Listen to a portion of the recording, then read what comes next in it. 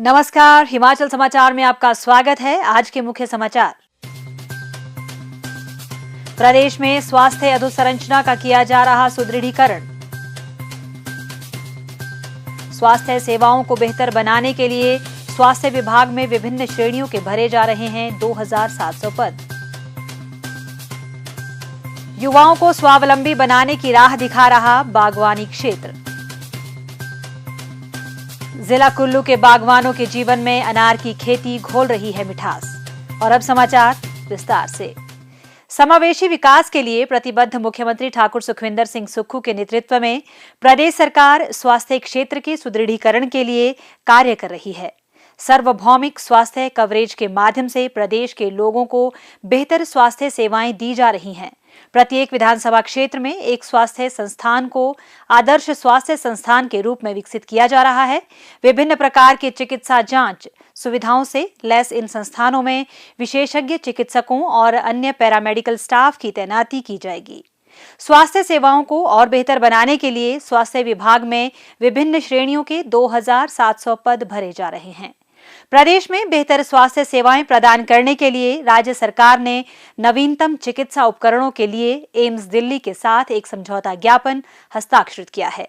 Medical science दिन प्रतिदिन नई टेक्नोलॉजी के साथ लैस होती जा रही है। हाई एंड टेक्नोलॉजी की जरूरत है। आजकल जो इलाज है वो टेक्नोलॉजी बेस्ड ज़्यादा हो गया। मेडिकल टेक्नोलॉजी ने नया स्वरूप इस हेल्थ सिस्टम में लिया है। हमें उसके साथ मिलकर चलना पड़ेगा, हमें उसके साथ आगे बढ़ना पड़ेगा।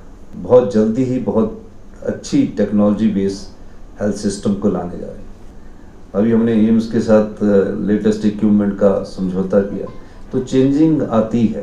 प्रदेश में टीबी के उन्मूलन के लिए किए गए प्रयासों को देश भर में सराहा गया है। मेरी टीबी की कहानी चरण 2 की शुरुआत करने वाला हिमाचल देश का पहला राज्य है। इसके माध्यम से टीबी से जुड़ी भ्रांतियों को दूर करना और इस बीमारी के बारे में लोगों में जागरूकता पैदा करना है।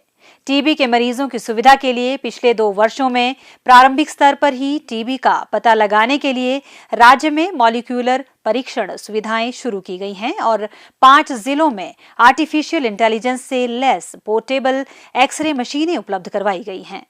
प्रदेश में टीबी रोगियों को सरकार से 1500 रुपए की वित्तीय सहायता मिलती है।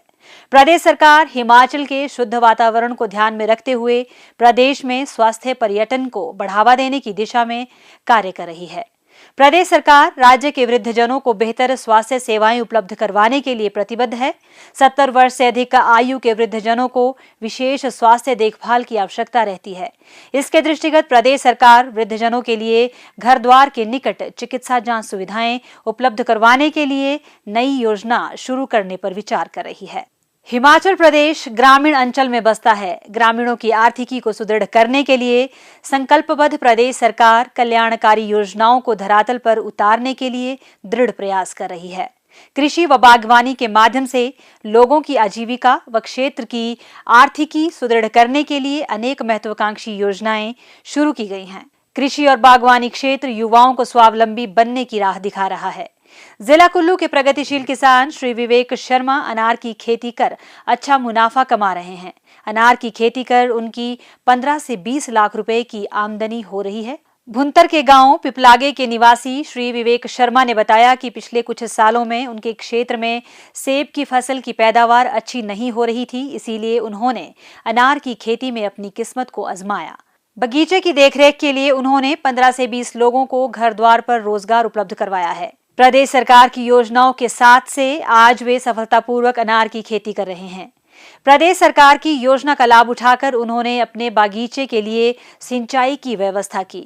इस वर्ष सरकार द्वारा पानी के टैंकों और पंपों के रखरखाव के लिए 15 लाख रुपए प्रदान किए हैं।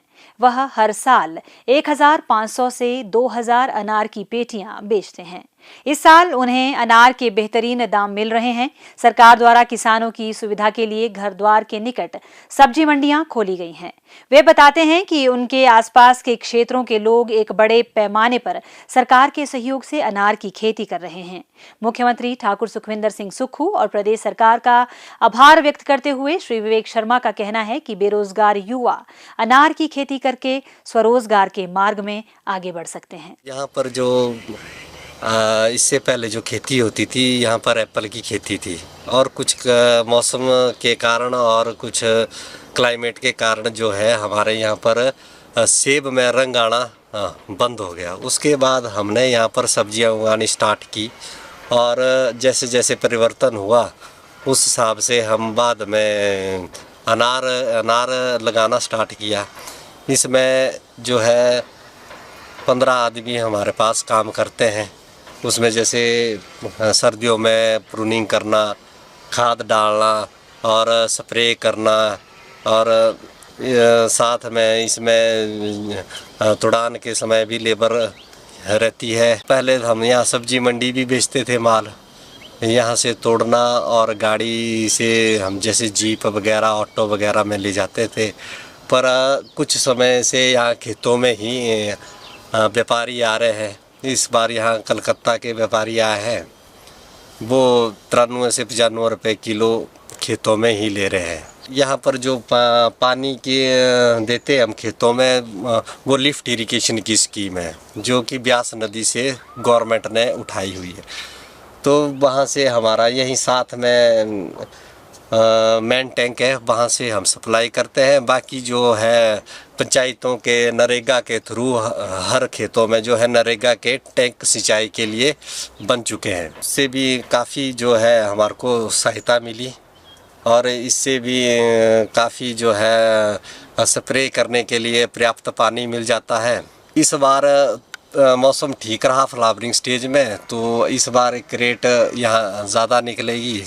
तो लगभग इस बार ये 1800-1900 क्रेट गंधारी का होगा, 300-400 क्रेट संधूरी का होगा।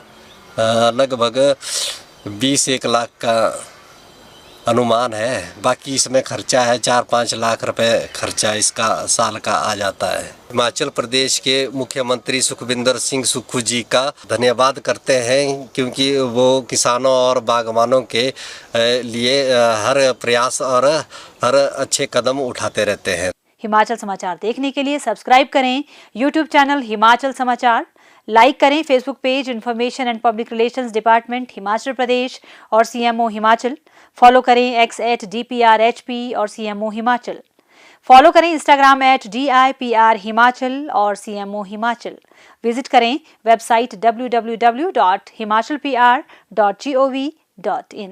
इस अंक में इतना ही, कल फिर होगी मुलाकात। दीजिए इजाजत, नमस्कार।